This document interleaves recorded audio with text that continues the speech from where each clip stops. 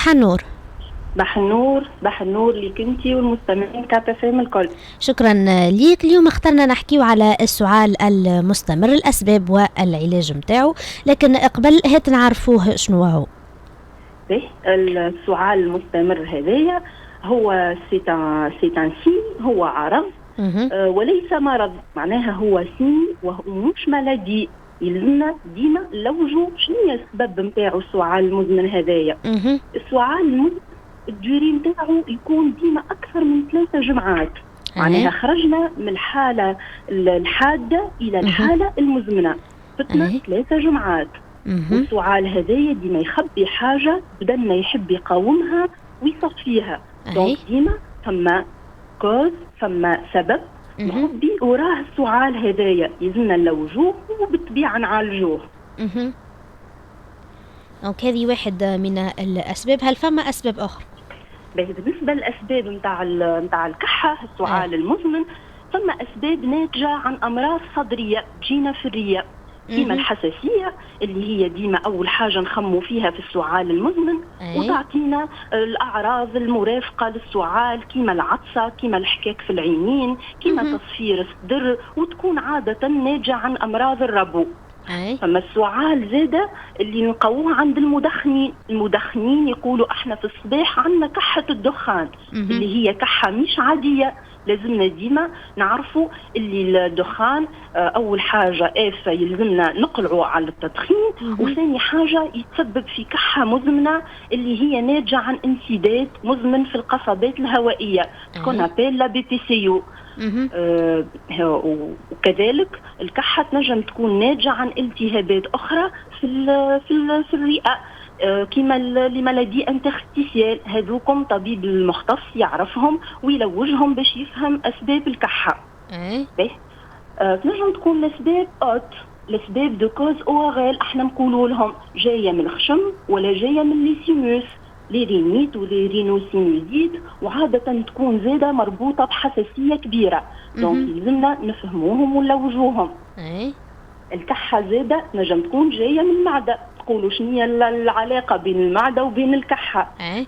لو رفلو، الحراق هذاك الجاير اللي احنا بلغتنا العامة نقولوا له الجاير الرجيو، ينجم يعطينا كحة مزمنة. ساعات معاها حراق وساعات تكون كحة مزمنة وحدها تقلقنا برشا وهي ناتجة على الجاير هذايا. ثم برشا أسباب أخرين بيان سور، كيما بعض الأدوية. يبدأ المريض ياخذ في دوايات بصفة مستمرة وما يعرفش اللي هما السبب في الكحة المزمنة، كيما دوايات ضغط الدم. احنا نقول لهم لي زينيبيتور دونزيم دو كونفيرسيون، لي زي او سي، يسببوا لنا كحة شايحة مزمنة.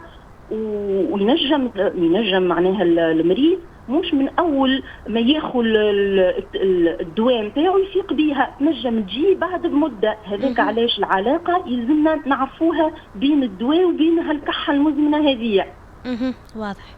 بس احنا تويك بعد البانديمي كوفيد، بعد ما جانا الكوفيد تعرفنا على كحه جديده، هي الكحه بوست فيرال بوست كوفيد، اللي خلاوها لي سيكال اللي خلاهم الكوفيد والحاجات اللي خلاهم الكوفيد في الرواري بتاعنا ينجموا يسببوا لنا كحه مزمنه. هذاك علاش يلزمنا نلوجوهم.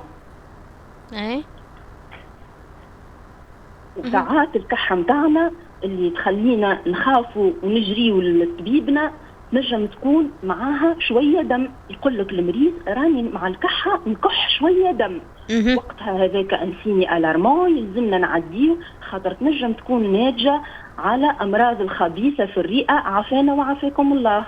واضح دكتوره. بالنسبه للكحه هذه كيفاش نعرفوا السبب نتاعها؟ يلزمنا نعديه عند طبيبنا.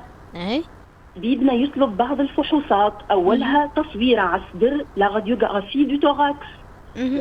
حسب لورينتاسيون تاعنا نجموا نعملوا برشا فحوصات اخرى، كيما لي زيكسبلوراسيون ريسبيراتوار، قياس النفس. ساعات نستحقوا سكانير، نستحقوا في حاله الحساسيه لي تيست الرجولوجيك، اللي هما لي تيست نتاع الحساسيه باش نفهموا منين جات وبالتالي نداويو الكوز باش هي تصفى.